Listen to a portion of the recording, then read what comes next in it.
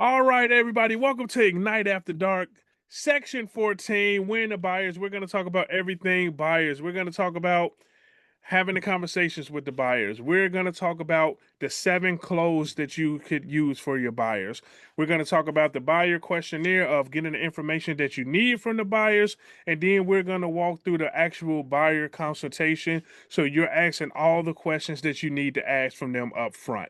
All right. Before we get started in that, I need everybody to agree that we have, let me get to it, that we have read all of these screens right here. Let me share it. Perfect. All right. Can everybody agree that we read this screen and we talked about it, right? Perfect. We read this screen and we talked about this, correct? Perfect. This one too, and that one. But so like I did in the last class, I'm gonna share with this. Out of all of these things, we have to make sure we stay on top of the the TCPS, not calling anybody on the do not call list. Like I shared to the last class, here in Illinois, it is a $5,000 fine per occurrence. I don't know about your market and where you're from, but here in Illinois, for every person that I would call that report me and file a complaint, that is $5,000. So if I call 100 people and 100 people complain, that is $5,000 times 100 people. You do the math on that, right? So I don't have money just to be giving away for people because they mad. I called them and they said they wanted to know about real estate, and I called them about real estate, but they was in a bad mood that day and they decided they want to report me. I am not paying them no money. So for you all in here, that's we'll stay on top of that, okay? Because I don't want anybody in here to have to pay a fine. And right now, if you are paying attention, there is a subtle attack on the real estate industry where everybody that sue is actually winning. So we want to make sure we stay on top of that. Okay. So we went through all these things. Now we're going into the fourth part, which is the transaction part of Ignite. So you all talked about being the real estate expert. Then you went through the lead generation models. Then you went to the lead follow-up models. You did all those things like you were supposed to do. Now you're at the step of the transaction where now you have potential buyers that want to work with you and you want to work with them. We're going to go through the process of making sure you are working with the right buyers. Lead generation, lead follow-up transactions. Here's what tonight's agenda is going to look like. We're going to talk about A buyers. Now, our A buyers is typically anybody that's looking to move within 0 to 30 days. Okay? 0 to 30 days, and they're able, ready, and willing. So they're able. That means they have financing, they're financially able to do it. They're ready. That means they don't have to wait for their lease to be up in 7 months. That doesn't mean they have to wait until something else happens. They're able to do it, and then they're willing. They're like, they let you know, like, yes, I am ready to purchase. So able, ready, and willing within the next 0 to 30 days. Your B buyers are 31 to 60 days, and your C buyers are 61 plus. Now, I always recommend in your database, your CRM, you tag your buyers and your sellers as A, B, or C because not all clients are created equally. You don't want to give A buyer energy to a C buyer and then you get burnt out, or then you feeling like, oh my God, this person ghosts me. And when all actuality, they let you know they weren't an A buyer at the moment. So you want to highlight that in your CRM to make sure you're reaching out to them at the right amount of times for their current situation. And then next we're gonna talk about getting an appointment. Then we're going to go through preparing for your buyer consultation. That's when I'm going to share my actual buyer needs analysis form that you will get a copy of as well. Then we're going to go through conducting the buyer consultation. So I'm going to walk you through my actual consultation with each of the slides, the conversations I have with them, and I'm going to share that with you all also. That way you can use it if you don't have one. If you have one, then continue to use that. If you don't, I'm going to give you mine. Then we're going to go into getting the signed buyer agreement. We're going to get some ahas and takeaways, and then I'm going to let you amazing people enjoy the rest of your evening. How does that sound? Perfect. Let's get moving. So Gary Keller, everybody know the co-founder and ex-CEO of Keller Williams. He said the right approach to a close for a meeting is the only approach. Just ask for it. You all would be amazed. You all would be shocked that the amount of agents that just do not ask for the appointment.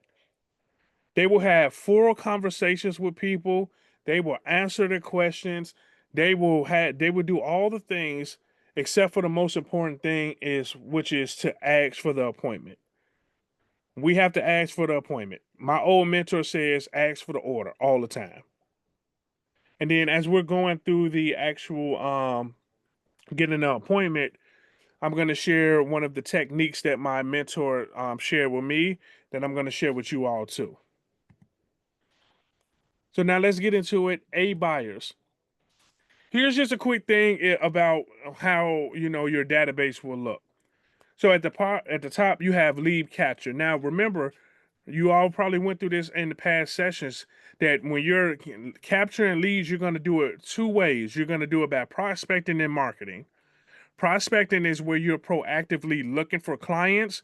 The marketing is like if you send out mailers, if you do social media ads, that is marketing. Prospecting is if you're doing face to face conversations, phone calls, text messages.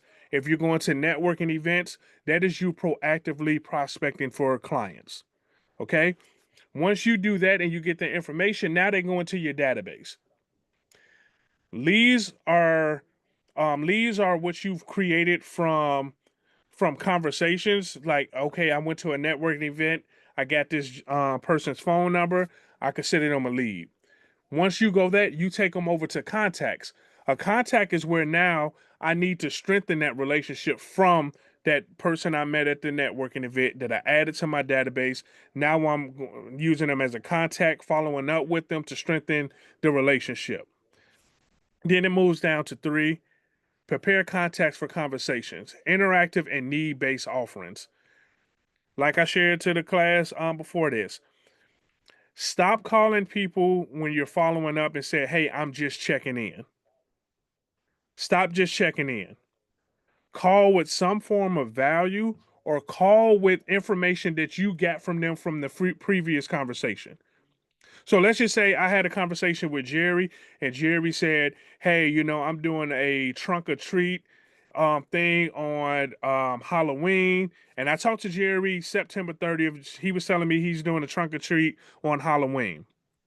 I called Jerry tomorrow and said, hey, Jerry, this is Jesse with Keller Williams. I was reaching out because I know you said you were doing a trunk or treat on Halloween. Do you have everything you need for that? Because, I would love to donate a bag of candy for you to give out during your trunk or treat. I didn't just call What'd you say? I'll take it. I didn't just call Jerry and just say, hey, Jerry, I'm just checking in. How's it going? Hey, just checking in. Hey, Jerry, I remember when we talked on September 30th or whatever date it was, and you said you were doing a trunk or treat. Do you have everything aligned for that? Because Halloween's next week. If not, I would love to donate a bag of candy, from me to you to pass out. So when we are following up with people, let's provide value.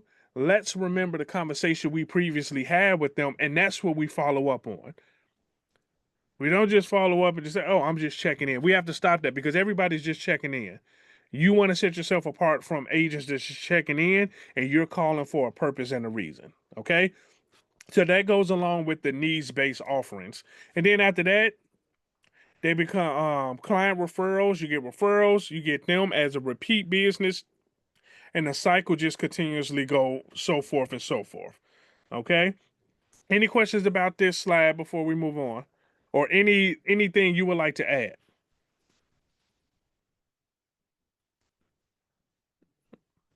We good? All right. Now, there's another course that we offer in KW and KW University. It is called Win with Buyers, which this section of Ignite has came from. And in that, it goes over the 7-step buyer service cycle. Step one is getting the leads to the appointments. Step two is preparing for the buyer consultation. Step three is the buyer consultation. Four is helping them find a home. Five is helping them offer and negotiate the contract. Six is contract to close, and seven is the post close system. I am always going to highlight to everybody every time I teach this or talk about this class is do not neglect the post close system. Here's what happens.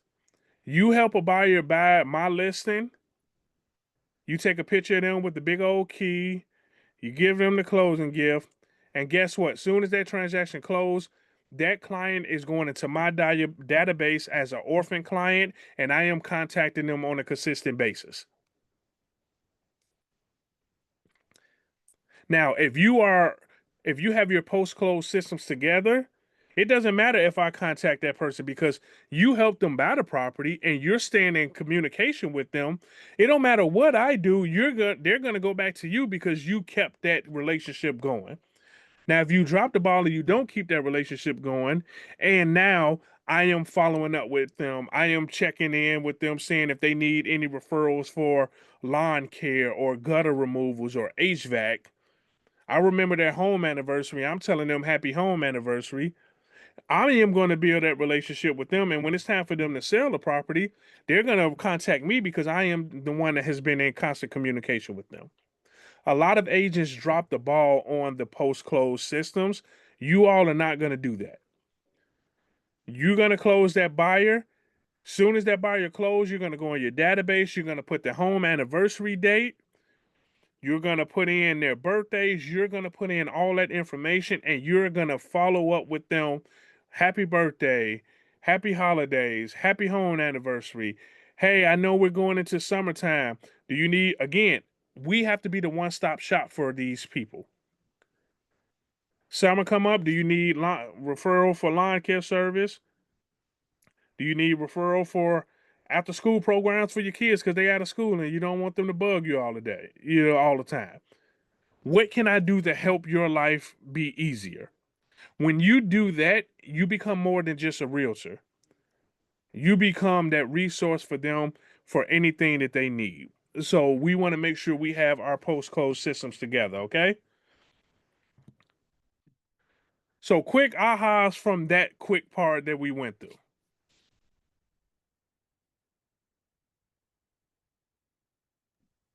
Post close, reaching out, that was huge.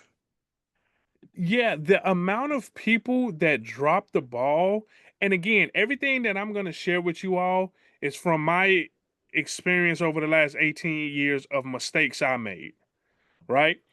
Learn from my mistakes where you don't have to make them and learn from them. I should share this with the class before you all that I had a client that I helped purchase a home. I followed up with him for about 6 months or so, and then I fell off. I go on Facebook, a realtor that I personally know that was a friend posted a coming soon graphic, and I'm like, that house looks very familiar. I'm like, why does that house look familiar? And then when they posted the address, I'm like, that address, when you help somebody buy something, you remember things. I'm like, that address looked familiar. So I went to my database, I put in the address. I'm like, oh my God, these are the people I helped buy that house. Now they Mhm. have it listed with somebody that I personally know to sell it. Because again, I dropped the ball. So use my agony and my defeat to make sure you put your systems in place. And as realtors, you're gonna do this when that happened. I went in and saw how much they sold the house for. Then I calculated how much the fee I would have made. Then I got more depressed because I just missed out on all that money. Right? So that post code system is very important, and people drop the ball on that all the time. Okay. I'm only 4 days into this, but I would think that that would be the key to long-term success is building those relationships where you're reaching out long term. Is that correct? Yes. Here's the problem though. People get blinded. Well, they have the blinders on because they're just constantly thinking about right now business. Yet you're gonna need transactions in the next 6 months, 12 months, 18 months, 24 months. So you can't neglect the people that's not right now to just trying to find people right now. You need to have a balance Hmm. because what ends up happening is you end up getting on what we call the real estate roller coaster, right? You're at the bottom of the roller coaster. You're stressing out, no transactions going on. You're doing the work. Now things are looking good, but now things are going good with the right now people that you forget about the future people. Once you close all them out, now you're back down, and it's that constant thing. We want to Hmm. keep our pipeline full, so we're just on that straight track, just constantly going. So that's what happens. People forget about you're going to need a deal in a year. You're going to need a deal in 6 months. Hell, life is happening. That person that you just helped buy a house may have to sell it in 6 months to a year because they had a life situation happen. I got a question. Yes. So, as far as reaching out to past clients, where do you kind of like you call them, but you never getting through. You're actually calling, not texting. That's more my style is to call. When do you just know to kind of say, okay, give them their space. They're not gonna reach out to me. They're not going anywhere. Well, so here's the thing. So that's why we want full contact information because some people are not phone people. I am not a phone person. You will probably call me and I don't answer, but as soon as you text me, I'll respond in 1 second. Right? We have to know what communication style do people like to have. And then also, people are living their life. So that's why handwritten notes are a gold mine. Write somebody a handwritten note. They will love you because only male people are getting their bills. And nowadays they got the paperless thing where they're not even getting bills in the mail. Like they're not getting nothing. But if they get a handwritten note from you, they're gonna keep that. You send them an email. You send somebody a text message. Again, what we have to remember is people don't need us until they need us, but that doesn't mean we don't still be there for them. Perfect example of what happened to me. I used to do calendars every year, the refrigerator calendars, and I stopped doing them. And then I had somebody call me like, "Hey, I didn't get your refrigerator calendar. What's going on?" And I'm like, "Well, I haven't heard from you." They're like, "Well, I didn't need a realtor right then and there. Everything's going good, but I still wanted your refrigerator calendar." We want to be there. We want to let people know that we're there. We're there, and then when they need us, they know that they can count on us. Perfect example. If you still get mail or you get emails from different places, um, Amazon, Bed Bath and Beyond, whatever. You don't need it right then and there. I have a junk drawer where I just throw coupons in there. I don't need them right now. But then one day I'll be like, oh damn, I ran out of candles. I think I had a coupon for candles. I go into that drawer, pull it out, and guess what? I have the candle coupon. That's the same thing for us. People may not need us right then and there, but we need to make sure they know that when they do need us, they can call us and reach out to us. So if they're not answering, send a text, send an email, send a handwritten note. Just stay in front of them because when they do need you, trust me, they're going to call you. All right. So now we are going to, let me go back to the slides. So now we're going to talk about getting the appointment. No, let me fix that. There we go. We're going to talk about getting the appointment. Keys to converting your A buyers. So, step one, respond right away to lead inquiries. So, when people do reach out to you, you have to respond. Because I don't know if you all notice or not, you are not the only real estate agent people know. People, whoever's in your database, you're not the only realtor database that person is in. So if somebody do reach out to you and you have the opportunity to respond right away, get right back to them. Because here's the thing. If I reach out to you and I say, hey, Lisa, can I call you right back? I didn't want to call or go to voicemail. I just wanted to let you know that I saw your call. Can I give you a call back in about 15, 20 minutes? That's going to kind of delay Lisa from calling the person that she saw on Facebook that was doing a TikTok dance in front of their listing, right? Because I let her know, hey, I saw your call. I'm going to give you a call back. Okay. So that's why we want to make sure we respond right away. Second, we already talked about this. Get valid and complete contact information, save it to your command, and create an opportunity. Like I just shared, we want to get all their contact information because somebody may not be a phone person, they may be a texter, or they may be an email person. Somebody probably work graveyard shift where they actually sleep during the day, so their phone is not on because they're going to be working overnights. So guess what? I send an email, I send a text, so that way they get it when they wake up and they can respond to it. We have to meet people where they are. Too often, we want people to be on our time and we want them to communicate how we communicate. When no, we have to meet them where they are. Right? Number 3, determine their motivation to buy so you can speak to it. This is very critical. We have to know what their true motivation is. We cannot let them just give us a surface level answer and then we're okay with that. Because when they get buyer's remorse before they even bought the property or they get cold feet, we have to go back to the motivation. Or when they found the perfect home and they're starting to, freak out, you have to go back to the motivation of why they buying. So I shared this to the last class. And again, this is a personal experience I had where if you ask somebody about, what they're looking for and they tell you they want a big backyard, don't just say, okay, perfect, I'll get you a big backyard. Say, hey, what's important to you about having a big backyard? And this is a legit situation I had.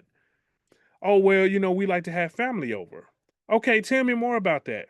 Well, you know what? My parents are getting older in age, and we want to have enough space in our backyard so we can have family events where all our family can be together so we can have that family time. That's why we need a big backyard. Okay, perfect. I got the motivation.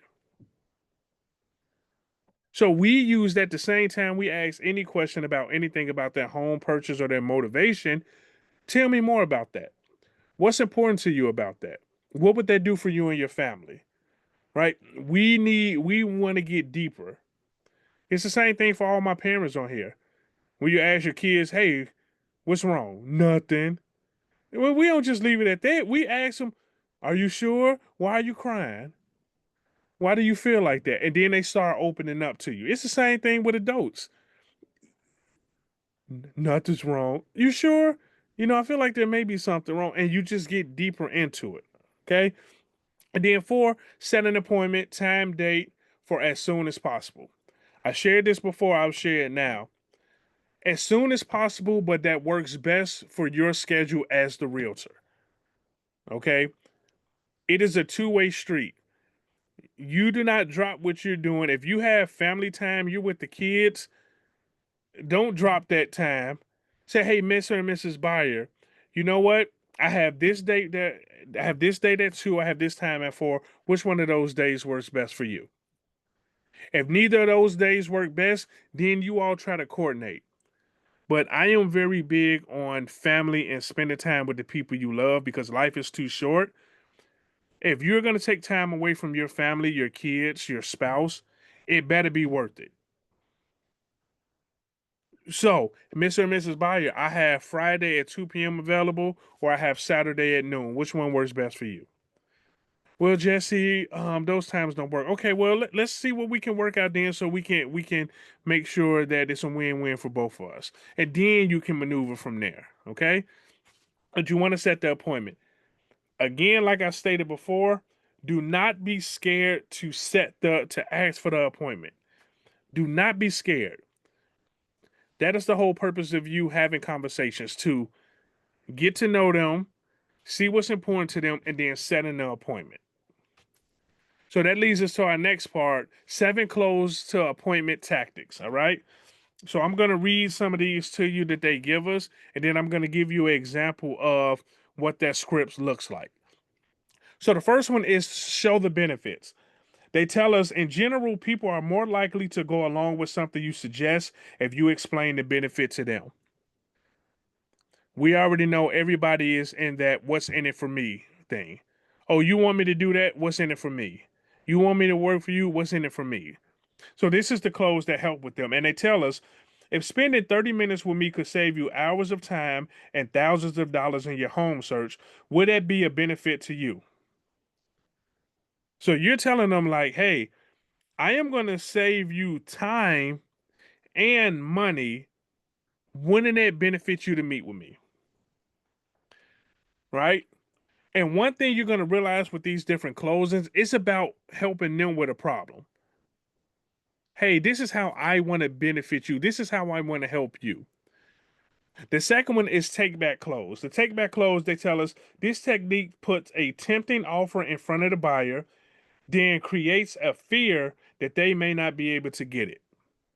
So the script that gives us says, I've enjoyed talking with you. To be honest, I don't know whether I can be of help to you or not. However, I'd be honored if we can meet to find out. How about we meet tomorrow? So you're kind of putting it out there, but then you're taking it away like, hey, I don't know if I can be of help to you, but how about we meet so we can discuss to see if I, can be able to help you in the process. And then the next one is the negative positive close. The negative positive close, this is a way of backing into the appointment to close. The script they give us says, would you be offended if I asked you if we could meet to go over all this in a little bit more detail? I'm free tomorrow. What time works for you? Okay. And then the next one is give them what they're looking for. Quickly pique the buyer's interest by giving them what they are looking for, information on interesting comparable properties. And the script is, yes, let's meet in my office and I can give you specific details about that property and let you know about similar properties that's also for sale. What time works for you? So forth, so forth. Right? Now, here's the thing. My mentor told me this when I first started is he told me to put 5 pennies to the side. And he say, you have to ask for an appointment at least 5 times before you get off the phone. The beautiful thing about these closings is you can use all of them in the same conversation, right? So if I'm going through it with, and I'm saying, hey, so Karen, you know, wouldn't it benefit you if I was able to show you the whole home buying process? That way, you are saving time out there on your home search, and I can help you save money. She said, yeah. And I said, okay, well, let's meet. Well, I still don't know, Jesse. And I say, well, you know what, Karen? You know what? Can you see how receiving a list of these homes, like you just keep going through it. That's the beautiful thing about following scripts is no matter what they say, you acknowledge it, and then you can move on to asking another question. The person that asks the most questions is the person that controls the conversation, not the person that's doing all the talking. The reason we control the conversation by asking the most questions is because we're getting all the answers. We're getting all the information. We're not sharing. We're receiving everything that we need where we can move forward. Okay? And then the next one is the trial close. Trial close test the waters first. You should find out whether you and the client genuinely agree. And this is where you ask that question. Can you see how receiving a list of all the new homes on the market in your price range will help you in your home search? Okay. The assumptive close, this is one of my favorites out of the group. Assumptive closes assume that assumes the close and prevents them from saying no. It sounds like we should meet. I'm available most times this week, so what works best for you? So you're not asking them, can we meet? You say, you know what? After you explaining to me, Jennifer, about what it is you're looking for, it sounds like we should meet because I know I can help you in the process. I'm not asking her yes or no. I'm saying, we should meet. And then the last one is the tie down. Tie downs are phrases that ask for confirmation, expressions like, wouldn't that be great? Or forming questions with, can't you, isn't it, and wouldn't you? Ask for the agreement and get your customer into a pattern of saying yes. The example, it says, we'll save hours on your home search if we meet in the office first. Saving time is important to you, isn't it? They're not going to say no. So, Jerry, saving time is important to you, isn't it? Jerry will say yes. Okay, perfect. That's why we should meet, because I make sure that I save you time and I save you hassle to get you the home that you're looking for. So again, we want to go through all of these closings to be able to get them to the table to have a meeting with us. Right? Now, buyer objections. So you're going to have some buyers that's going to give you objections. They're going to say, let me think about it, or they're going to say no. We want to make sure we follow these 5 steps. So the first one is we need to ask questions. We need to investigate deeper, right? Tell me more about that. Help me understand. Okay, what is your concern? Like with me coaching a lot of agents, and I do this so much, I even do this with my daughter. Again, I say, oh, you seem like you're mad. Tell me a little bit more about that. That's interesting. What would they do for you if I let you get ice cream at 10:30 at night? How would that make you feel? Like you can use these with every situation. So again, you want to come from curiosity, and that is the favorite script to use. It's coming from curiosity. Hey, you know what? I just want to clarify this. I'm curious. What would be the holdup? What was stopping you from meet with me? We need to come from curiosity at all time. And then when we come from curiosity and they explain it, we have to emphasize with them and we have to acknowledge it. So we say, I certainly understand how you feel. I completely get that. We have to let them know that we empathize with them and we're not just blowing off their feelings. We do understand. Hey, this is a big process for them, the biggest purchase they'll ever have. They heard about scams on the news. They don't know us from the next person, depending on what their relationship is. Yeah, I totally understand your skepticism, and I'm glad you shared that with me. And then we're going to identify the real reason why. So restate what you heard and ask for confirmation.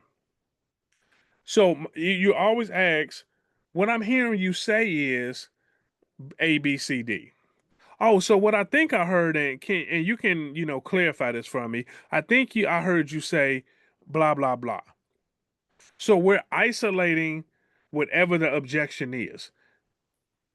Okay, you say you would meet with me, yet you had a bad experience with a previous agent. Is that what I'm hearing you say? Okay, perfect. Now, once you isolate what that issue is, now you can go to the next step is offer a solution. After you offer the solution, you help, explain your process, whatever the issue is, you're going through it, giving them solutions for it. Then after that, you ask for the appointment. The best time to ask for an appointment is every time you handle an objection. You handle an objection. Hey, Brad. So what I'm hearing you say is the reason you don't want to meet with me is because you had an experience with an agent before. Is that right? Yes. Okay, perfect. Well, Brad, here's what makes me different from that agent. Now I'm going into giving a solution for the issue he gave me. After I give him the solution for the issue he gave me, now I would say, now, Brad, what it sounds like is that we really need to meet because you do have home buying needs and you just, you have your guard up, which I completely understand because that last agent you work with really dropped the ball. I want to show you that that's not the agent you're going to get when you work with me. I think we should meet. I have time Friday available at 3 or Saturday at 1. Which one works best for you? So again, we ask questions. Once we get the answer, we empathize with them, we acknowledge it. And then we go a little bit deeper to see to identify the real issue, and we isolate that issue. Then we offer a solution to that issue, and then we go into setting an appointment. Okay? Any ahas or takeaways from that?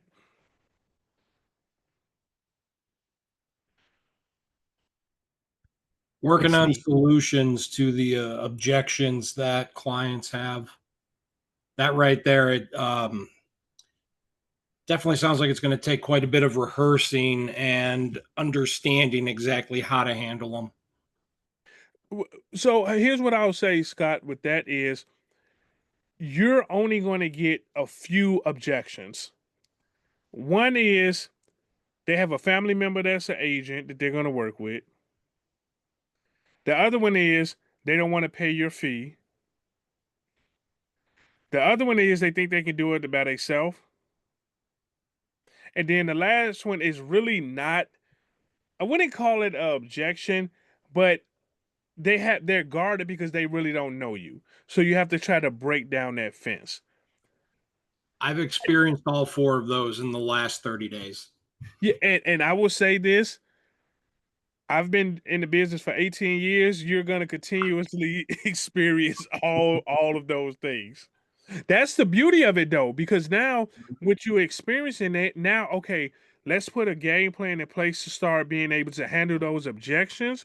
So now moving forward, whenever one of those objections come up, you already know how to handle it.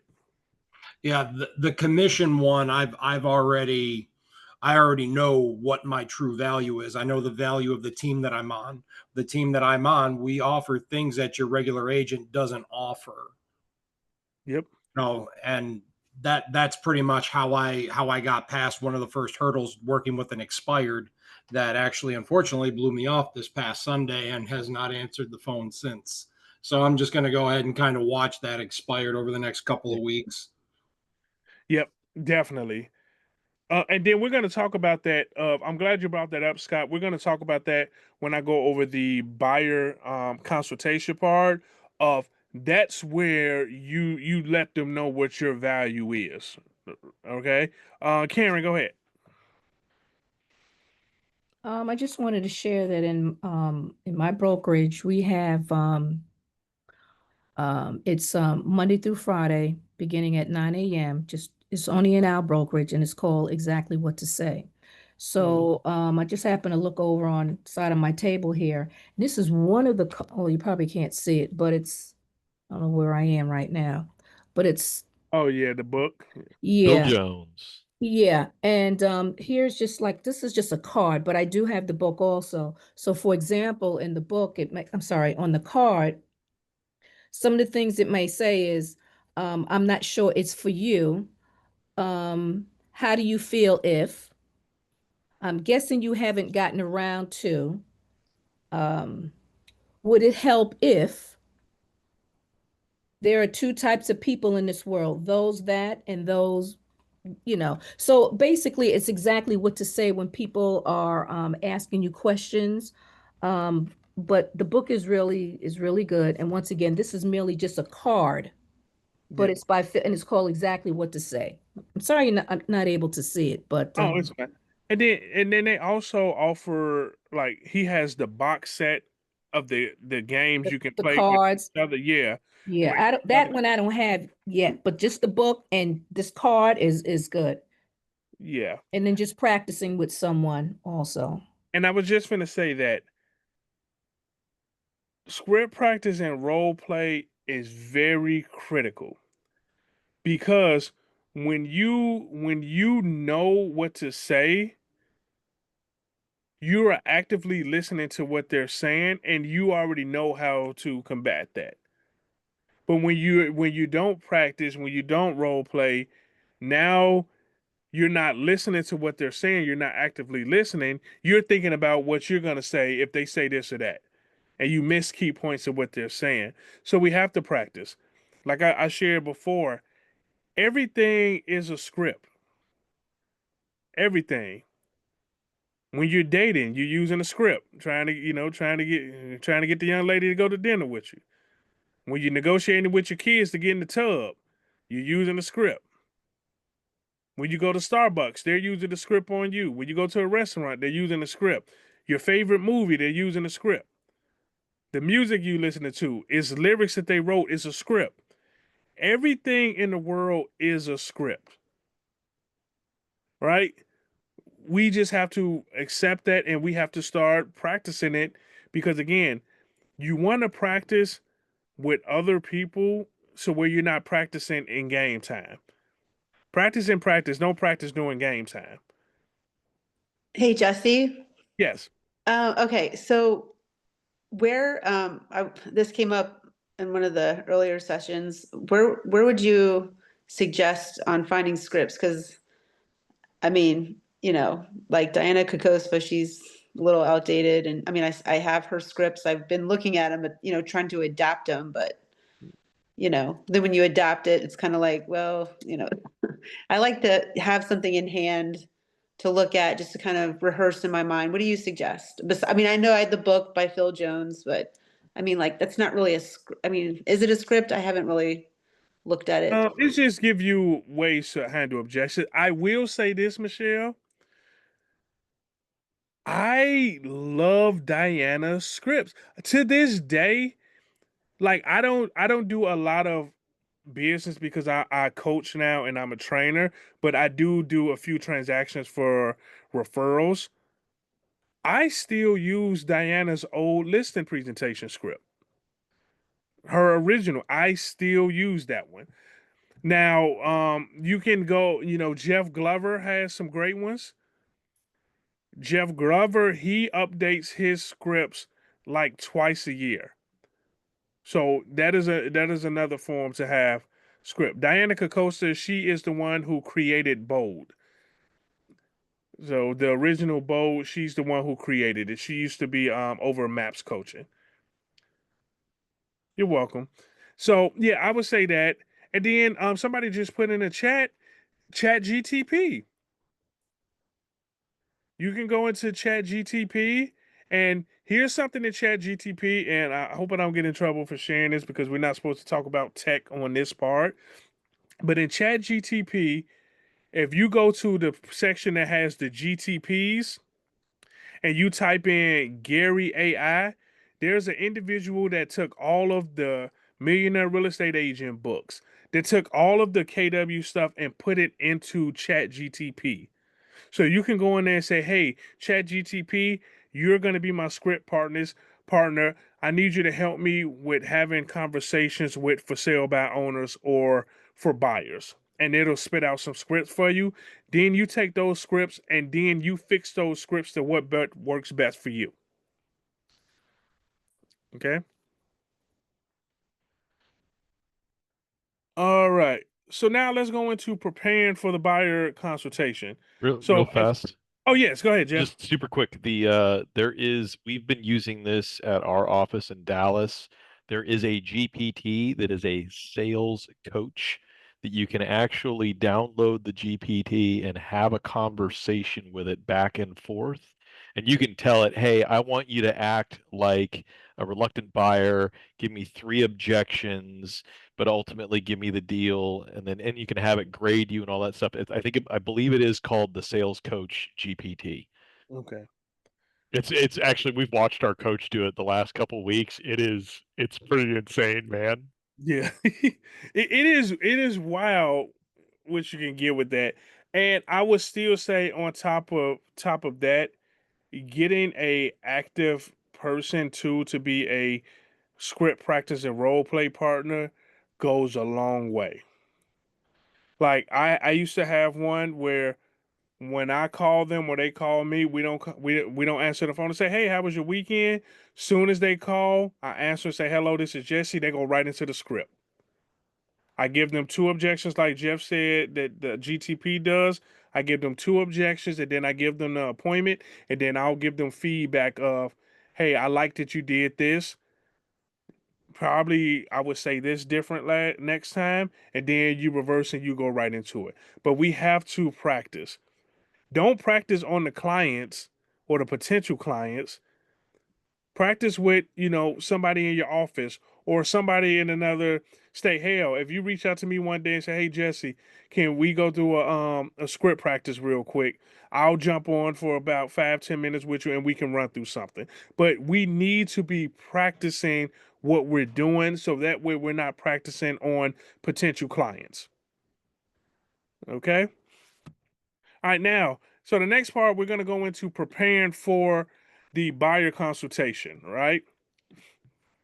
So when we're talking about preparing for the buyer consultation, we need to have a buyer consultation preparation checklist. Now, confirm appointment date and time. People, I don't know if people scared that somebody would say, "Oh, you know what? No, I can't meet with you." I would rather have that than me hop online or go to the office and they never show up. You have to confirm the appointment. And you have to remember that life happens to people where it's on their schedule. They set the appointment, but the kid just fell down the stairs. The laundry machine messed up. Like life happens. So we have to give people grace and we have to remind them, hey, I'm just calling Tony. We got an appointment at 5 p.m. Does that still work for you? Okay, perfect. I'll make sure you have the Zoom link so you can hop on. So we got to confirm the appointment date and time. 2, confirm the location. For me personally, every buyer consultation I've done since COVID has been virtually. Again, especially where my market center is downtown Chicago. If I got a buyer that's looking in one of the suburbs that's 20, 30, 45 minutes away, I'm not going to ask them to drive all the way downtown Chicago to meet, and we're going to be looking at properties 45 minutes away. So virtually. And then remember, people have jobs. Hey, it is be easier for them to hop on Zoom at 7 p.m. than it is to meet you somewhere. So I do it virtually. 3, ensure all decision makers will be there. The way I like to frame this is because I'm a Chicago kid, born in the 80s. You do not want to put up Michael Jordan numbers and all the decision makers aren't there. The worst thing to do is have the best buyer consultation you ever had in your life, and they say, "Oh, perfect. When my spouse get home, I'll tell them everything you said." Now, they're not going to tell them everything you said. They're not even going to remember half of the things you said. Oh, okay, Jerry. So, your significant other won't be there. Well, you know what? I would rather all of us be there at the same time because I want to answer all the questions. I want to make sure we're on the same page because this is the biggest purchase of your life. And I want to make sure I explain every single thing so you know what's going on. When would be the best time for us to reschedule? Okay.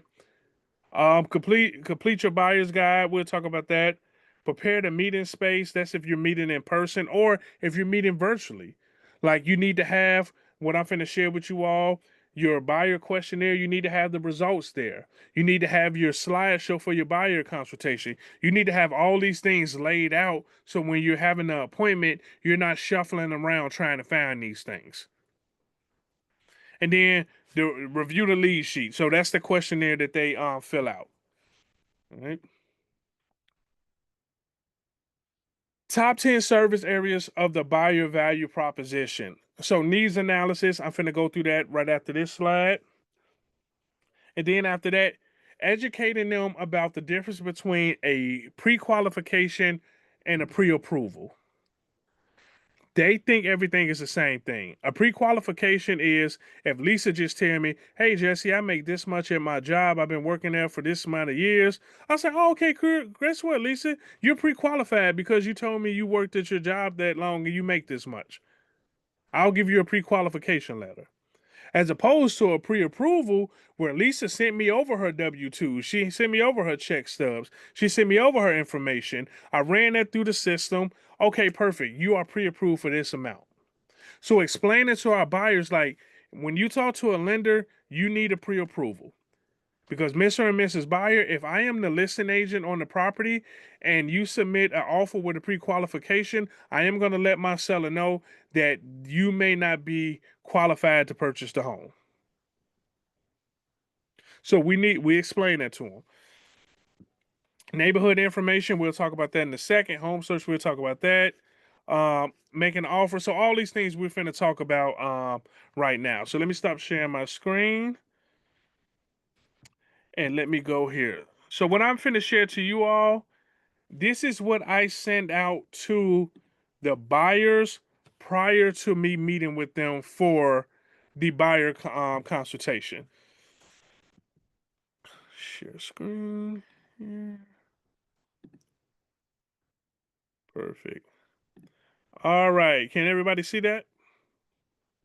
All right. So this is the buyer intake form that I will send out to the buyer prior to us meeting, because I need to get as much information as possible. Because remember, when I talk to Jerry, I promised Jerry I am going to save him a lot of time during our consultation. So I'm going to make sure he fill out all these things.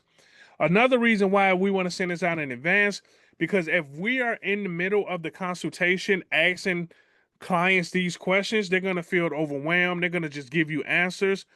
Giving it to them prior, they can get home from work, they can have their glass of wine, they can have their favorite TV show in the background. They're able to take time to answer these questions and really think. So I send this over to the client. I want them to describe to me what type of buyer they are. Are they an A buyer, 0 to 30 days, their lease is up, or they relocating? They're a B buyer, 31 to 60 days. They just got pre-approved or have a lease that isn't quite up yet. Or they're a C buyer. It should be 61 plus, but they just casually browsing. We want to know this because I should not be giving Lisa A buyer energy and she's a C buyer. I'm not reaching out to her like, hey, did you see these properties I just sent you? Hey, I just want to give you an update of what's going on in the market. Hey, here's the facts about mortgage. I don't, Lisa gonna be like, bro, why are you bothering me? You know, I'm not ready right now. And she's gonna ghost me. As opposed to me giving that energy to Karen because she like, hey, my lease is finna be up. I have to move. I'm not re-signing that lease. Then that's the energy I should be giving to Karen. So this is why we need to know these things. And then, of course, name, phone number, email address, who will be involved in the purchase decision. That way I know who's going to be there so I can make sure when we're confirming the appointment that both of them will be there. Their current living situation. I have them respond what's best applies to them if they're renting. I want to know if they own the house and they need to sell it. So now my buyer consultation is turning for a 2-for-1. It's going to be a buyer consultation and a listing appointment. Because one thing we have to remember, and I want you all to know this, there are a lot of people in this world that think they need two different people to help them with buying and selling. So we have to remind them. And this is something that happened to me where I asked people, a person this question. They're like, oh, I got to sell my house. I'm like, okay, we can talk about that. They're like, oh, I didn't know that. I thought only some agents help people buy and some agents help people sell. I thought I needed to get a separate agent for that. So we need to make sure we know these things. That way we can prepare for the consultation, that we know we're going to have a buyer consultation and a listing appointment. And then I asked them, what is their preferred method of communication? Because again, not everybody, communicate the same. If you tell me your preferred method of communication is email, I'm going to email you. If you say it's a phone call, I'm going to call you. If you say it's a text, I'm going to text you. If they say they like, smoke signals or whatever the case may be, then we'll figure it out, right? But we need to know what is the best form of communication with them. And then I want to know if they've spoken to a lender. If they have spoken to a lender, I need all that lender's information because I need to call that lender and we need to be on the same page. The amount of transactions that went to hell because the agent was not in communication with the lender, it is ridiculous. So I need to know if you've spoken to a lender that's not one of my preferred lenders, I need to call them so we're on the same page so we can have a smooth transaction. Then it's asking them what their property type is. Is it a condo? Is it a townhome, single family home, multi-unit? What are you looking for? Now, these two questions here, you have to ask these two questions because they are separate questions. What is your ideal purchase price range? What is the highest you are willing to spend monthly? Because here's the thing, a lot of people only think as far as purchase price. Oh, I don't want to go over 600. I don't want to go over 700. Well, I want to know how much you're willing to spend per month, because if I can find you a home that's over the 600 budget and the monthly payments is where you want to be because there's no HOA fee, the taxes are low. I need to know these things because when we're looking for properties, again, it may be something that's out of your quote unquote budget that you want to go for. But when I run the numbers, it still will be cheaper because the taxes are lower and there's no HOA fee. So we want to know what is their purchase price, and we'll get that from the pre-approval letter. But we need to know how much are you actually willing to spend per month for your mortgage. Okay, yeah, Karen. I'm sorry, I just needed some clarification with two things. So your buyer intake form is the same as the buyer lead sheet? Yes. Okay. Yeah. So what I ended up doing was to streamline the process. Instead of me asking them these questions on the fly, I send this to them so where again they can sit at home, they can have their wine, they can be relaxed when they answer the questions. Mhm. And it also helps you gauge their seriousness. Because if you get ready for the buyer consultation and they didn't fill this out, now that's a red flag that pop up like, okay, I may have to do a little bit more work with them because they didn't fill out the questionnaire that I needed them to fill out. Okay, the only reason I was asking about that because at my brokerage, we use, something similar like the buyer lead sheet. And that's something, for example, I may be speaking with the client over the phone. So I'm asking them these questions. And at that point, I'm filling out the buyer lead sheet to see whether or not they would be, and I'm going to use my words, maybe a good candidate to work with. Okay, so yeah, so that's different. Okay, so that's different then. Yes, so that is different from this. So I get you. So yes, that buyer lead sheet is what you're gonna use. Where if again, if I say, "Hey, Cameron, I got somebody from work that want to buy something," you will call me with that lead sheet, and you will get that information, and you say, "Okay, this is somebody I would want to move forward with." Then it's like, "Hey, Jesse, in preparation for our consultation to save you time during the consultation, I am going to send over a form that I need you to fill out. That way I can be prepared for our consultation." So yes, it'll be two separate things. Okay. And the last question is the pre-approval letter.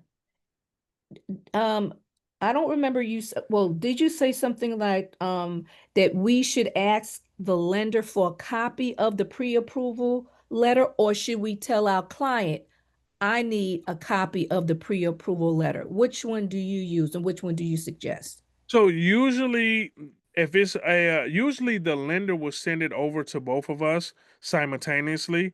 If I've recommended that client for them. Now, if the client already has the lender, and when I get the lender's information, and when I call them, I'm gonna have the lender send over the pre-approval if the buyer didn't send it to me already. You're welcome. Thank you. All right, so yeah, so ideal purchase price, what they're willing to spend per month.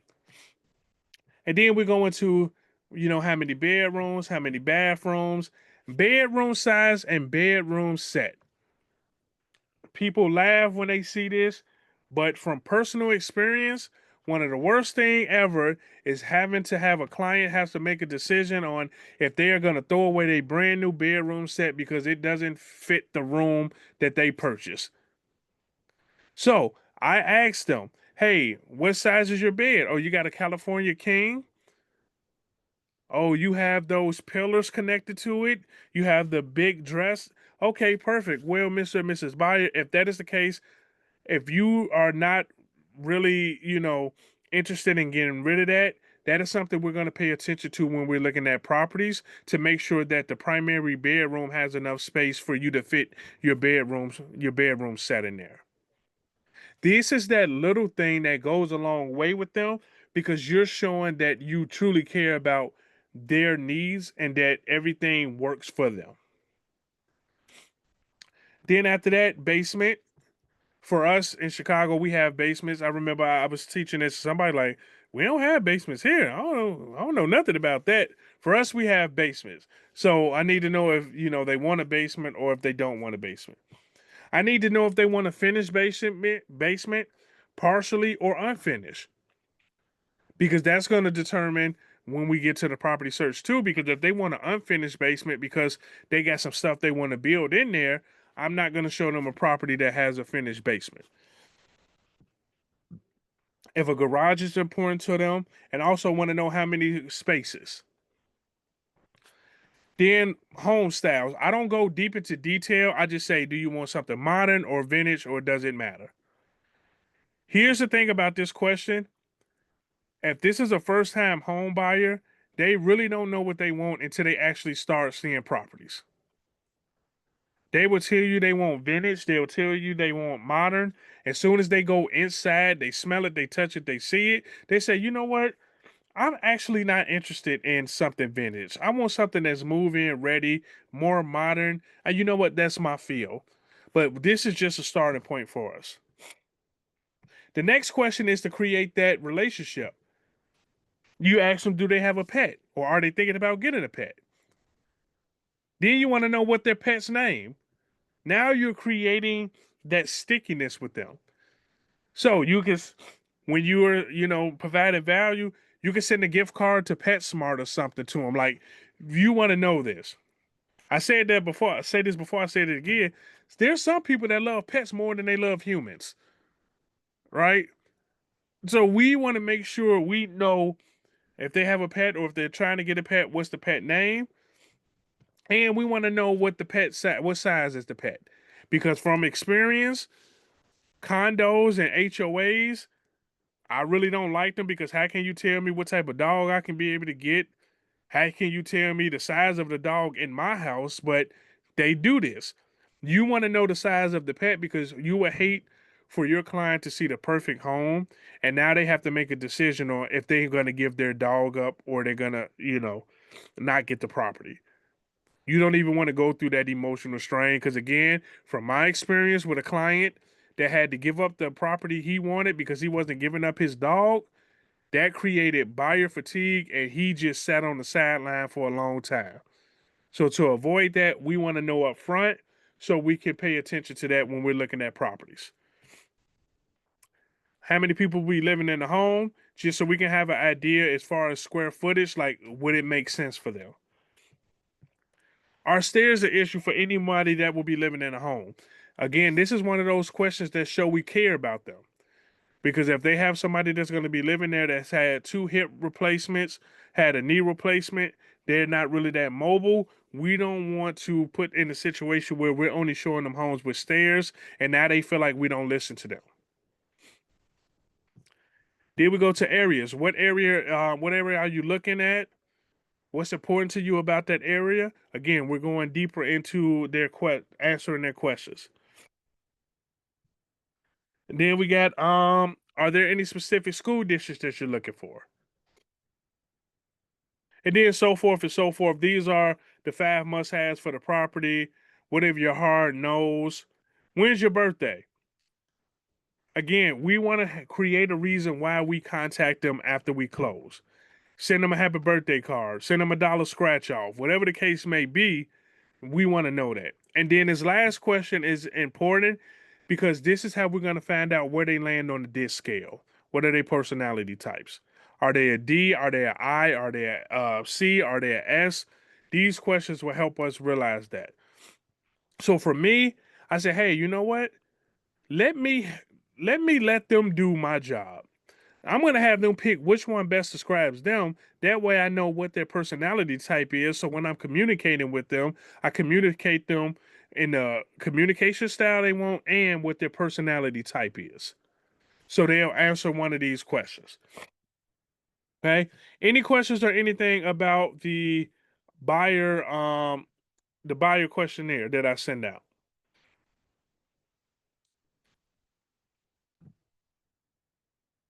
Nothing. We good? Okay. I have a question. Yeah. I think this is probably rooted in my personality type.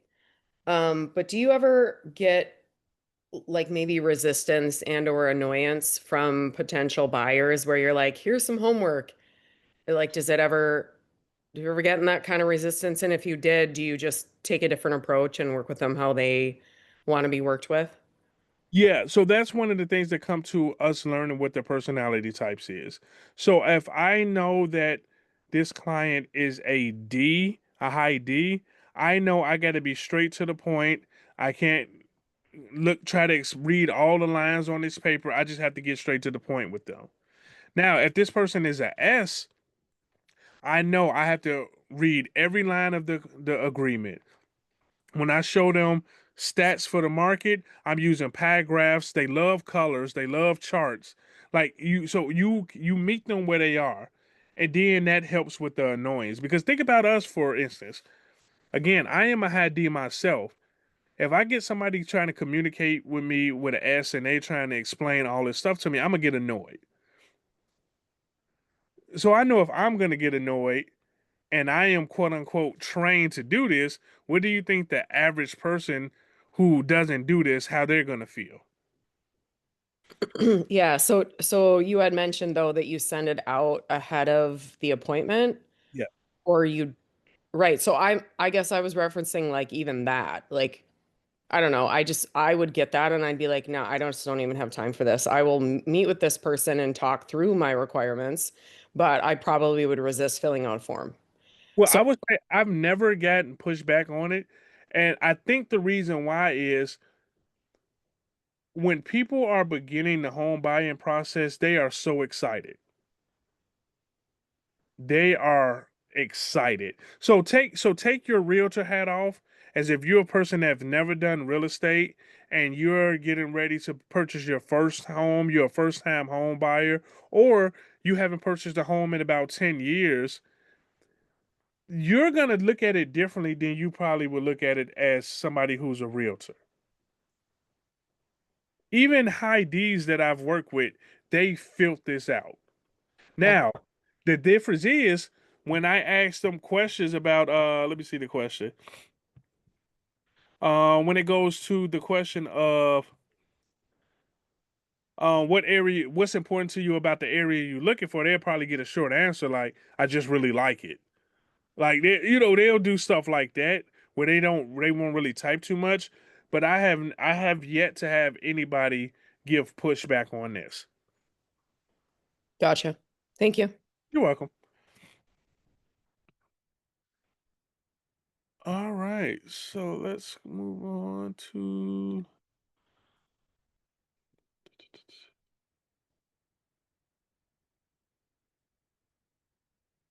um okay, so the next part of this is ahas or takeaways from this section.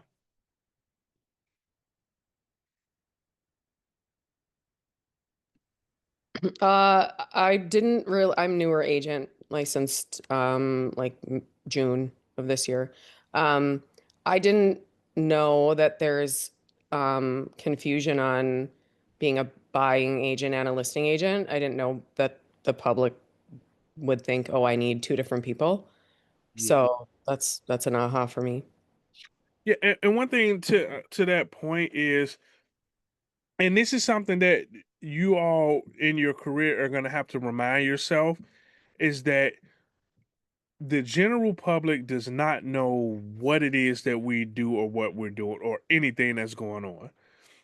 So for us, things will be common sense to us, but from the general public, somebody that has a 9 to 5 and the healthcare field, or they don't know anything about the behind the scenes of real estate, right? So we have to constantly remind ourselves, because that's where the frustration comes in line for us as realtors, because we be like, that's just common sense. Why would they ask that? But we have to take our real estate hat off and be like, hey, wait a minute. Before I actually got licensed, I didn't know these things. So we have to just constantly remind ourselves that the general public, they just don't know what they don't know. And that'll help us with getting stressed out. Be like, I can't believe this person just asked this. But we just have to constantly remind ourselves. All right. Anybody else?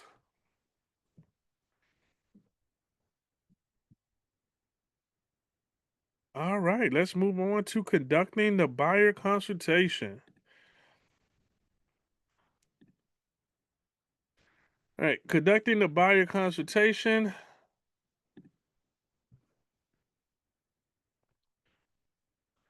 So preparing for the buyer consultation.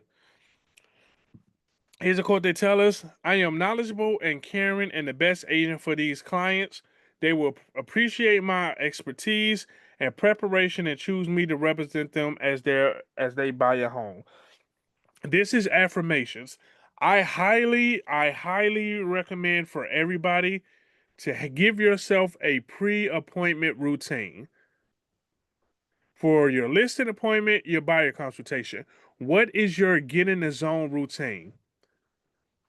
When you start doing this, you will realize you can't just jump up and go do an appointment. The same thing for me as a teacher and an instructor.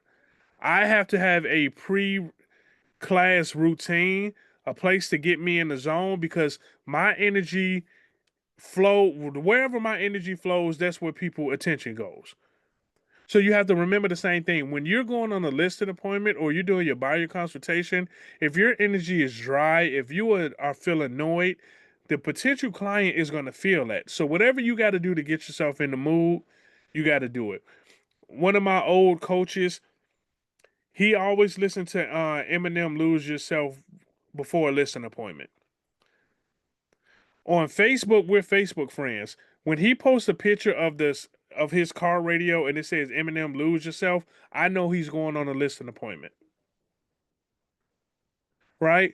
What is your preparation? For real, you have to get yourself in the mood in that zone, because this is how you feed your family. This is how you pay your bills, right? You want to make sure you have the best game you can have, so you get yourself in the mood, you get yourself pumped up. So this is what this quote is. This is affirmation that an agent could use before they get ready for their presentation. They tell it themselves, or they're sitting in the car. I am knowledgeable and caring. I am the best agent for these clients. They will appreciate my expertise and my preparation and choose me to represent them as they buy a home. Say that about 2 or 3 times in the car before you do an appointment or before you hop on the Zoom. Your energy is going to shift. You're going to be like, let's effing go. Let's do this. The only way I'm not going to get them to sign this paperwork if I choose not to work with them. That's the mindset you're going to put yourself in before you actually do your appointment. All right, so I am going to go and show you my actual buyer consultation that I use. And again, if you all want it, if you want the questionnaire, I'll drop the link and you all can have it and, tailor it to yourself.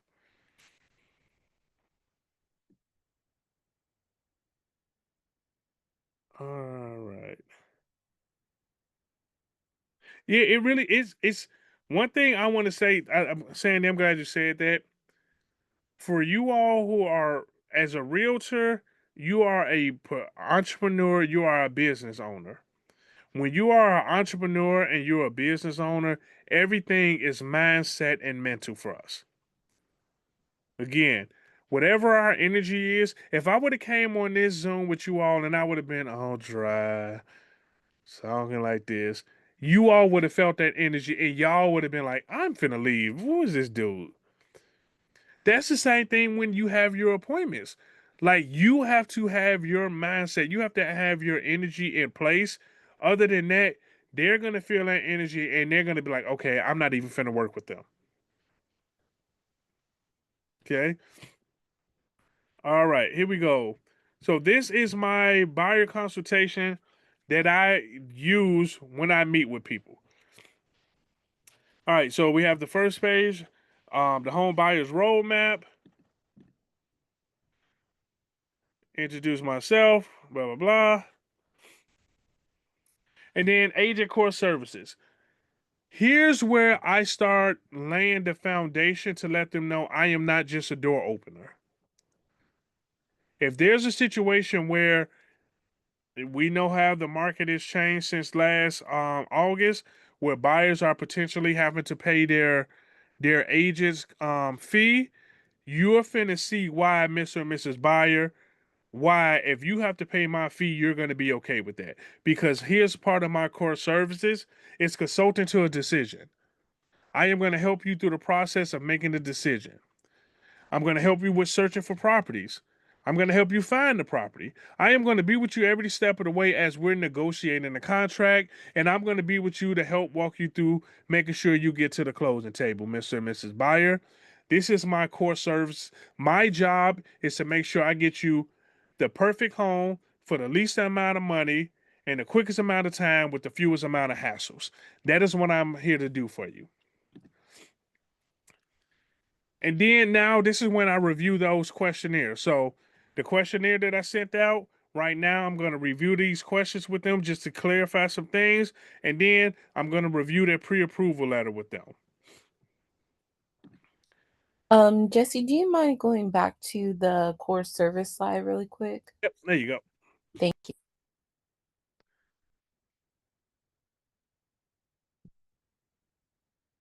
I'm good, thank you. Okay, you're welcome.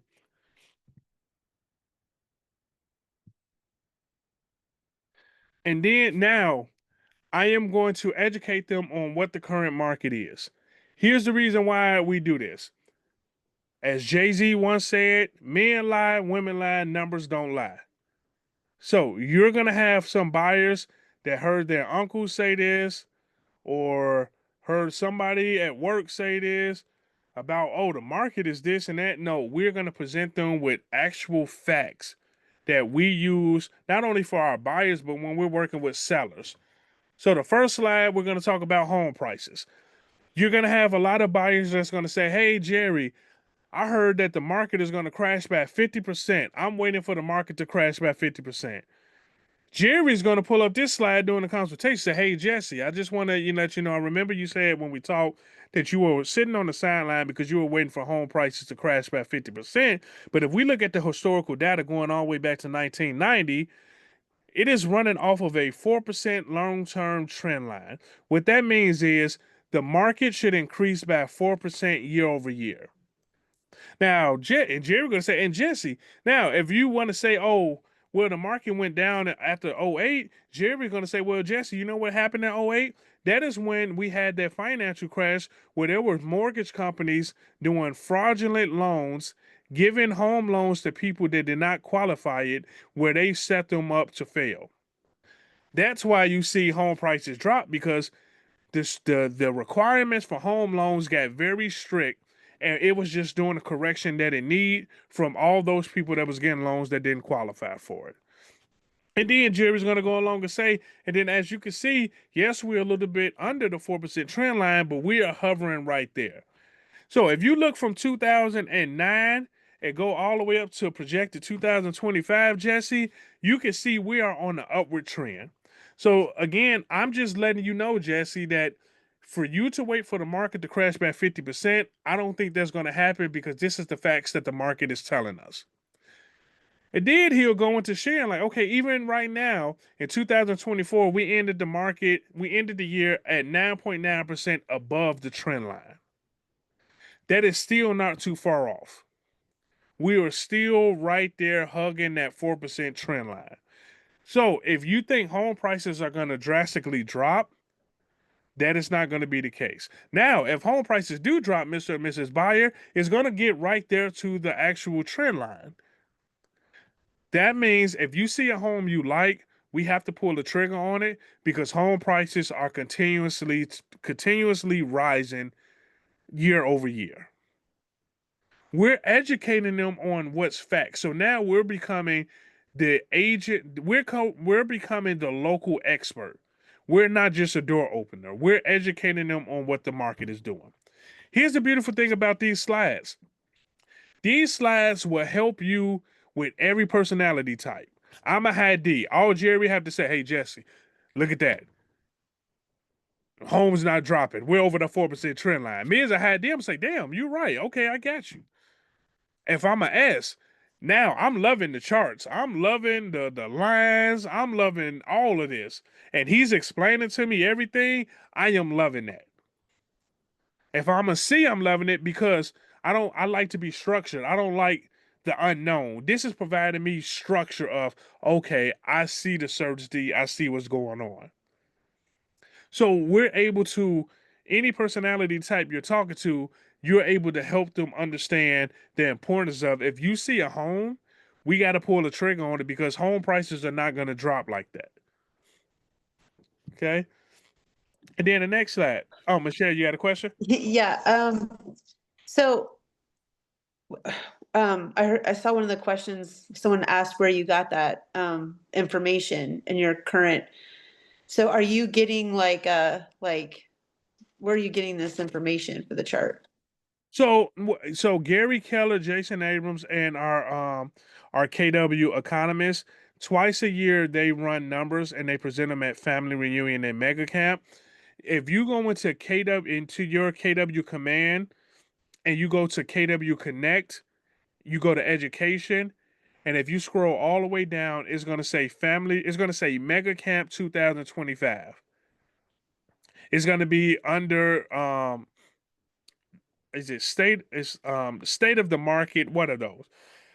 And these slides are there. So I pull the slides that Gary Keller and them, Jay Pappas and Jason Abram and all of them put together.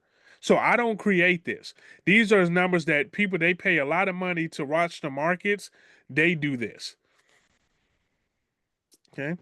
Okay, wait. And so like when you're on the selling side, you do a comparative market analysis. So this is just a general nationwide. What if people Yes. kind of want to know what's happening in their neighborhood? Like, And that's perfect. don't you just kind of look on the MLS and say, well, if you're interested in these neighborhoods, if you get real specific, would you want to dig deeper? Kind of, do you understand what I'm saying? Kind of like No, doing you literally just answered your question. That's spot on. That's what you want. You want them to get so interested where they say, well, wait a minute. So if that's what's going on, hey, I'm looking in this neighborhood. Could you give me information about that? Now you just secured another appointment with them to where you're helping them to get to a decision that they need to pull a trigger. So you want them to ask those questions because that means they're interested and that's showing their sense of urgency to be able to move on. Okay? So I'm glad you asked that. That's what you want. When you present this, you want them to say, hey, well, can you give me some more information about this area? Because this is the area I'm looking in. Perfect. Now you will go to the MLS and you will pull numbers for that area. All right. And then next part is inventory. This is always a great one, especially when you have buyers and sellers. Buyers, hey, Mr. and Mrs. Buyer, inventory is still low. We are still in a seller's market. Now, this is going to be the slide where you are going to have to get hyper local because there's some parts of the country that has already kind of shifted into a buyer's market. So depending on your area, you will show this slide, but then you will highlight your specific area and get hyper local. But overall, it's sharing this, Mr. and Mrs. Buyer. Inventory is low. We're at 3.7 months of supply. That means we're in the seller's market. So if you see something that you like, we need to pull the trigger on it because there's not enough inventory for the amount of buyers that's out here looking. So again, we're educating them. We're planting that seed that if you see something, we have to pull the trigger on it because there's not that many homes on the market right now. And then the next slide, we're going to talk about interest rate, mortgage rates. This is another slide that you want to highlight to your buyers because you're going to get some buyers that still think they're going to get those COVID numbers. Well, I'm waiting for the market to go to 2%, 3%. I am sorry to inform you, Mr. Buyer and Mr. Seller, unless there's another global pandemic or something, you're not going to see those rates. If you look all the way back to 1972, from 1972 to 2024, the historical average is 7.72%. If you look at the historical average from 1990 to 2024, it is at 6%. So right now, we ended 2024 at 6.72%. So that means we're in between the averages from 1990 to 2024, 72 to 24. We're projected to end this year, Mr. and Mrs. Buyer, at 6.5%. So what that tells us is, if you're waiting on the sideline for interest rates to go down, there's a big chance you're going to be sitting there. And then this is when I go back to the previous slide. Now, remember, Mr. and Mrs. Buyer, on here, where is that? On here, we saw how inventory is low. So if inventory is low and you're waiting for interest rates to go down, and we see that's not going to happen, we need to pull the trigger, because there's going to be more buyers out there purchasing homes, and we don't want to end up in a situation where you can't get the home you love. So we need to pull the trigger right away. Okay. And then the next one is home sales. I highlight this especially for sellers as well. Like, hey, Mr. and Mrs. Seller, I know you said you want to wait, but home sales are still low. That means that if you get on the market, you're going to be able to price your price home competitively and get it sold, because there's not too many homes for sale. Interest rates are still historically low, and inventory is low. So again, you're using these for your buyers and sellers, just to educate them, to plant the seed of like, hey, we cannot sit around and wait. We need to pull the trigger. And then after that, we go into we talk about the first step. They already know this, but I just highlight. You're gonna your lender is gonna review your credit score, begin the process of getting you qualified for financing. You're either gonna have FHA or conventional. If you were in the military, you could qualify for a VA, or if you're sitting on liquid cash, if you're sitting on cash, you can go to the cash route. So just highlighting what that is for them. And then I want them to set a budget. So again, remember, we are setting expectations up front. Mr. or Mrs. Buyer, here are some of the fees that you're going to have to pay.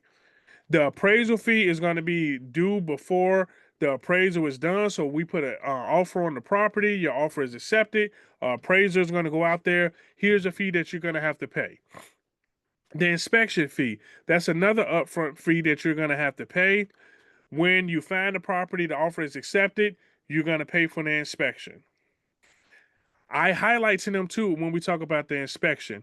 Mr. and Mrs. Buyer, you are paying this person to find every single thing that's wrong with the home.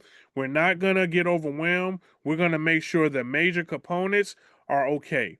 Structural, electrical, roof, plumbing, we're going to make sure all these things are important. That's what we're going to look for. For us, we are at attorney state. So it's a, hey, this is the fee, but this fee will be due at closing. So now they're getting an idea of money that they're going to need. So it's not unexpected. Then we're going to do our initial research. We're going to start searching for the perfect location and your must-haves. So you already gave me the location you're looking for, and you gave me what's most important to you. So I'm going to, after this conversation, after we're done, I'm going to start putting the property search together for you. Now, Mr. and Mrs. Buyer, here's the reason why you work with me and not anybody else. I am not only going to search on the MLS for your home, but I'm also going to search off the MLS. So I'm going to call agents that I know directly to see if they have any pocket listings, that they have some listings that's coming soon, so I can get you in there first. Also, I'm going to search for sale by owners for certain areas that you're looking for, to see if these homes match your criteria. And if you're in an area that has a lot of new construction, hey, I'm going to go and reach out to some of those new construction sites, those reps, and see what homes they have coming on the market that match your criteria. Mr. and Mrs. Buyer, this is what separates me from any other agent. I am not just going to set you up on an MLS search where you get homes every week and just wait for something to pop up. I am going to proactively prospect for properties for you. Okay? You're showing them your value. You're letting them know, like, if you do have to pay my fee, this is the reason why, because I am making sure I find you the perfect home for you. Dear Mr. and Mrs. Buyer, out of those homes you like, we're going to put together a short list and we're going to start touring the homes. This is what I'm going to do, Mr. and Mrs. Buyer. You're going to pick out homes and I am going to cross-reference those homes from your must-haves, your absolute no's, and the other criteria you gave me as far as room sizes, square footage, if they have an HOA, if they allow pets. I am going to cross-reference these things because I want to make sure the homes that we go see are the homes that you're looking for. The reason I do that, because these people will have you looking at 30, 40 homes just because they want to see homes. The second part is buyers get buyer fatigue. After about 4 or 5 homes, all the homes start looking the same to them. So I want to make sure I combat that and get the best of the best, and that's what we're going to go check out.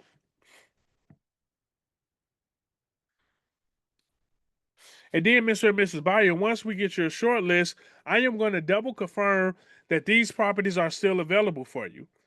If for one house, and this is why I go through the detail of, like, I am going to ask you to rate these homes from 1 to 10. Anything under 5, Mr. and Mrs. Buyer, I am going to scratch that off your list.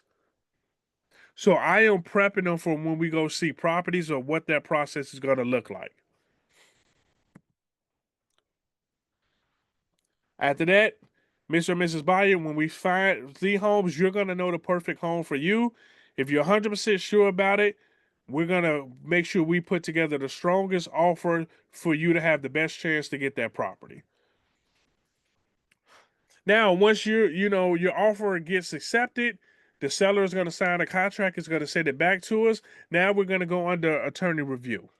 Okay?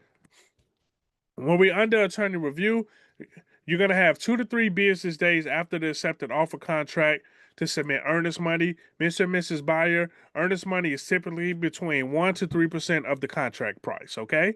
So you're explaining to them the whole process. Now, what I will tell you is you're going to have to explain to them this process multiple times.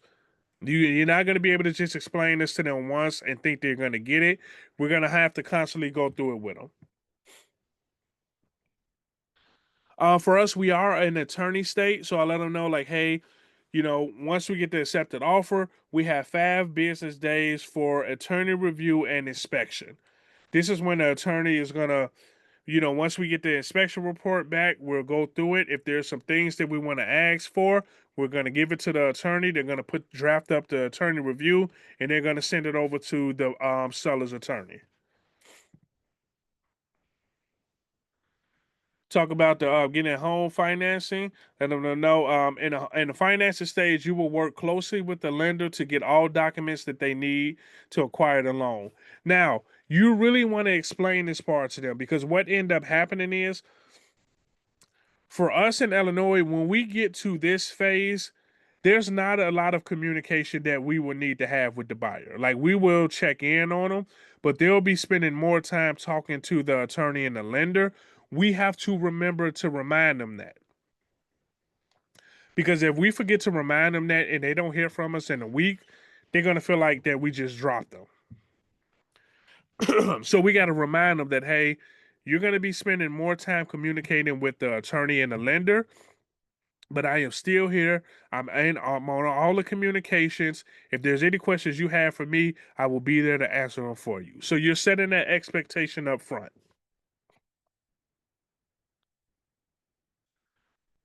Dear Mr. and Mrs. Buyer, once we receive the CTE to clear the close, we will schedule the final walkthrough to make sure everything is still how it was when we first saw the property. And then this is just highlighting what the closing process will look like. Make sure mortgage contingency conditions are cleared. The title company attorney and all parties will, at the closing date, provide utility information, review closing packages, including closing statement, closing verified funds, and conduct key exchange. Now, this is the portion where now we're going to go over the buyer broker agreement. Mr. and Mrs. Buyer. So now at this point, the next step for us is to get the buyer broker agreement signed that show I will be representing you in the purchase of the home. I'll be working on your behalf to make sure that everything is set up in the process. And then you'll go through the buyer broker agreement with them. You'll explain everything, answer any questions, and then you'll start working with them. Oh, excuse me. Any questions about that?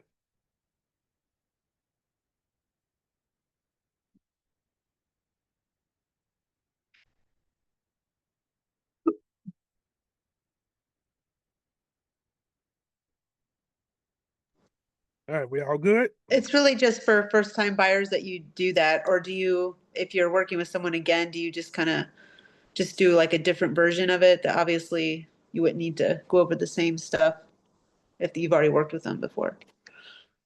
Well, it depends on how long ago I worked with them. If this is a past client where it's been a few years, I'll go through the process, but I'll go through it quicker. Like, I won't have to explain a lot of things. I'll go through it a lot faster. But I use this for everybody because, again, I want to make sure they know what that process is. How long does it usually take you to go through your buyer presentation? It usually anywhere between 45 minutes to an hour, depending on how many questions they have. But at the end of the day, I rather take as much time up front to answer any questions they have than where we're in the deep of it, looking at properties, and they're like, "Oh well, I don't understand this." Like, I don't have no problem reiterating what we talked about, but I want to make sure they understand as much of the process up front before we start getting too deep into it. So I would say settle out an hour for having a buyer's consultation to be able to go through everything and make sure they truly understand. Yeah, I agree. And then do you also do this? Like, would you rather be in an office situation or meet them at Starbucks? Like, what have you found that's better for the client? Well, for me, after COVID, all of my buyer consultations went to virtual. And the reason I say that is, again, where my office is located at to where a lot of people are purchasing at, it just really doesn't make sense. Starbucks is too many distractions. People yelling out order names and kids running around. It's so much going on.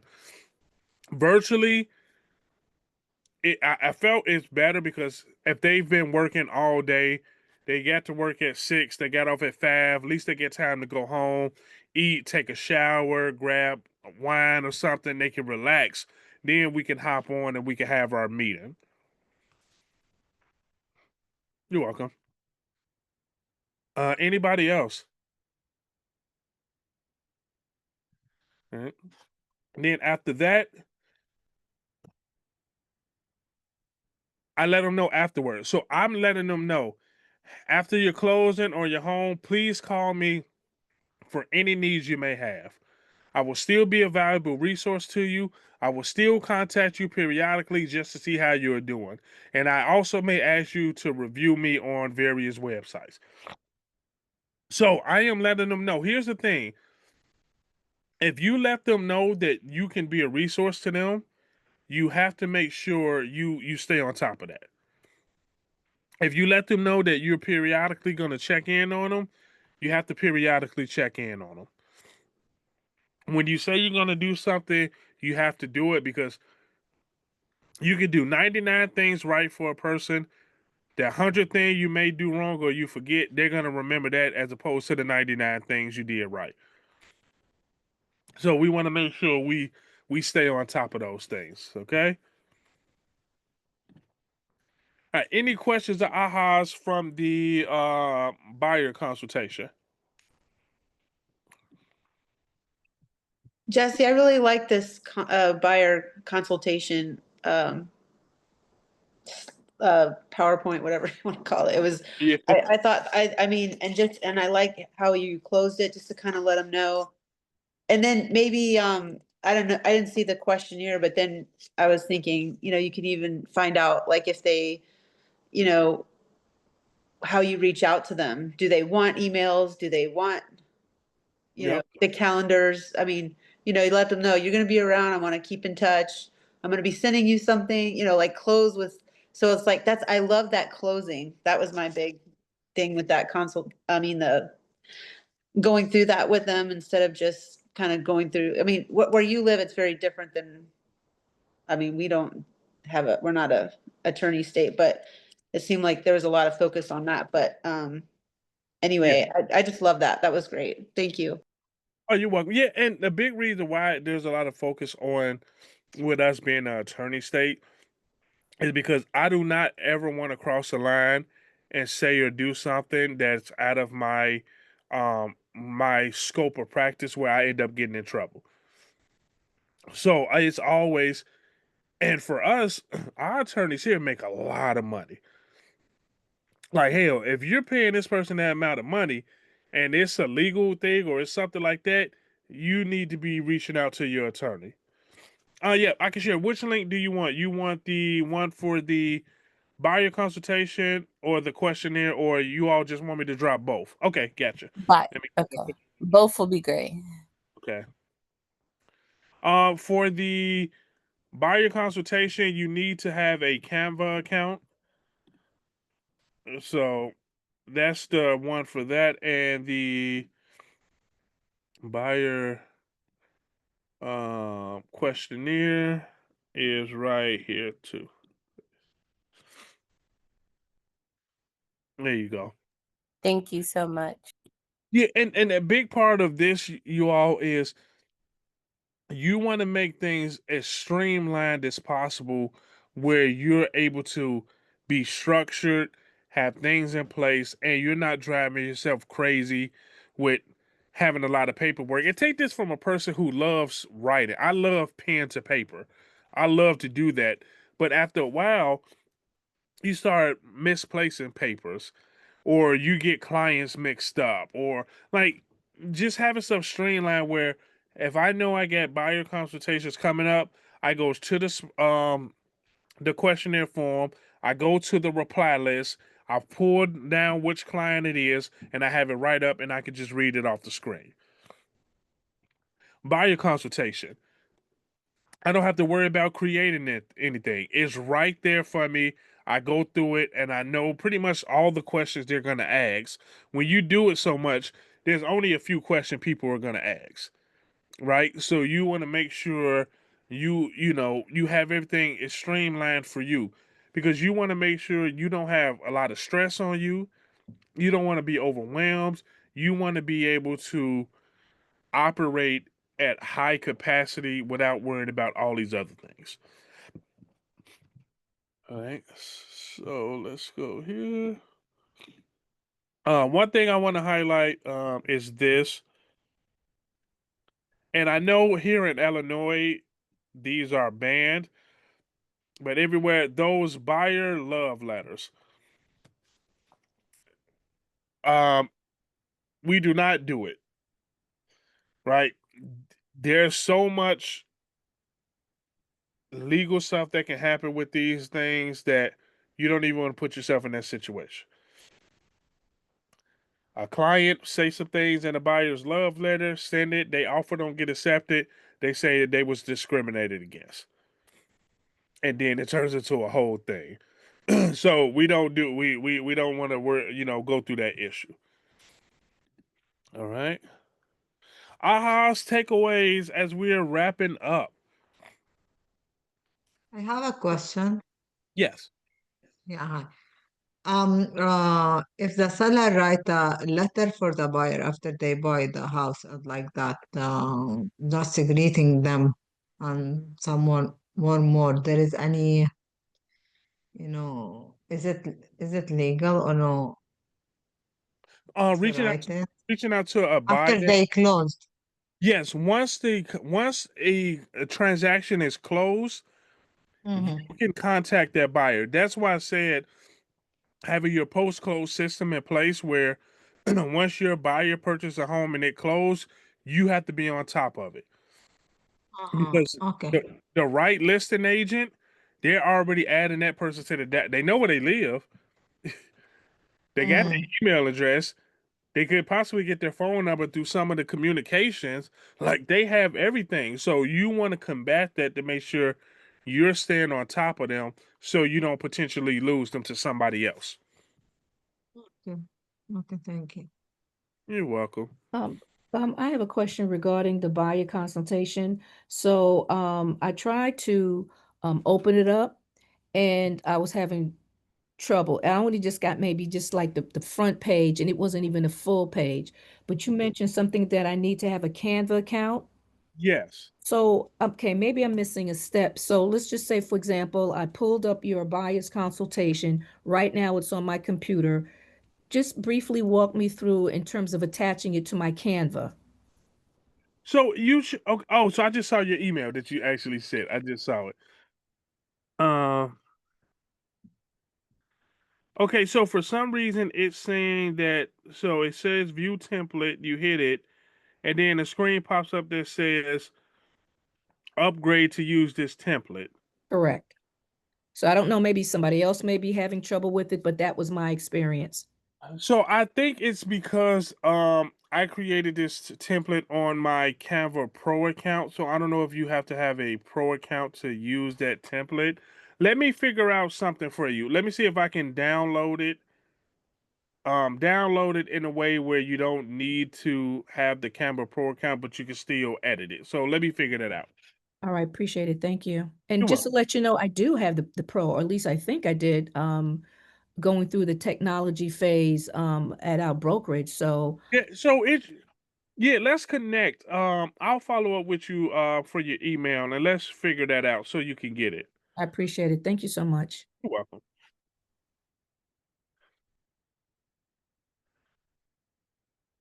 I'll post their buyer presentation.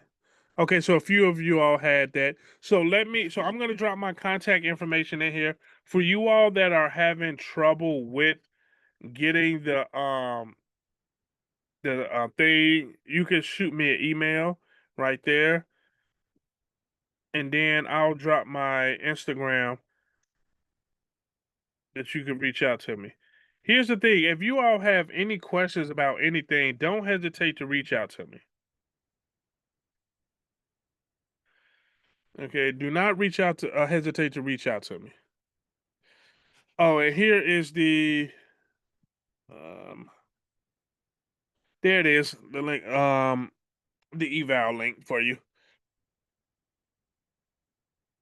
You're welcome. Yeah, don't hesitate to reach out to me if you have any questions about anything. Even after Ignite is over, the host, you graduated.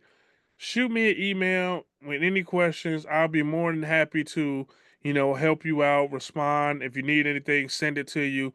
I'm an open book. My job is educating and teaching, so I am more than willing to do that for anybody. Hmm. Uh, Any other questions or anything before we wrap up and I let you all enjoy the rest of your evening? I just want to say that I was having a hard time with the Canva link, but I closed the tab, opened up Canva and signed in first, and then clicked on the link, and I had an easier time accessing it. So if that helps anybody. Okay. So you closed that, you signed into Canva and then went back to it and it. Yeah, I just did my whatever I had saved for Canva, my normal login. I logged in and then I clicked on the link you sent us. That way it would open up after I've already logged in, and that was a lot smoother. Okay, perfect.